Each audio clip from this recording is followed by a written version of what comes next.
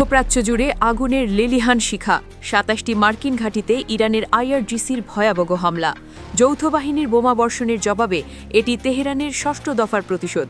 শুধু মার্কিন ঘাঁটি নয়, ইরানি ক্ষেপণাস্ত্রের নিশানায় এবার খোদ ইসরায়েলের সামরিক সদর দপ্তর।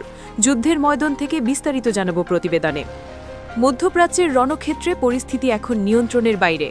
যুক্তরাষ্ট্র ও ইসরায়েলি বাহিনীর যৌথ হামলার পাল্টা জবাবে এবার সব শক্তি নিয়ে ঝাঁপিয়ে পড়েছে ইরানের ইসলামিক রেভলিউশনারি গার্ড কর্পস বা আইআরজিসি।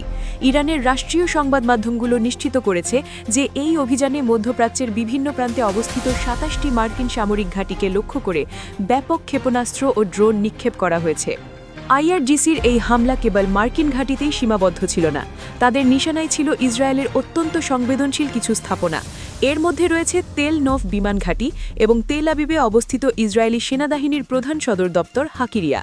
এমনকি একই শহরের একটি বিশাল প্রতিরক্ষা শিল্প কমপ্লেক্সেও ভয়াবহ হামলার দাবি করেছে তেহরান।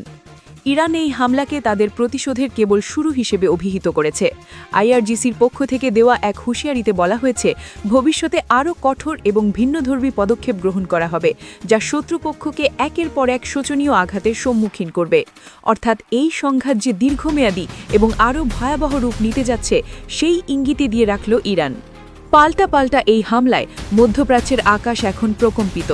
বিশ্বের পরাশক্তিগুলোর এই সংঘাত বিশ্ব শান্তিকে কোন খাদের কিনারায় নিয়ে যায়, এখন সেটাই দেখার বিষয়।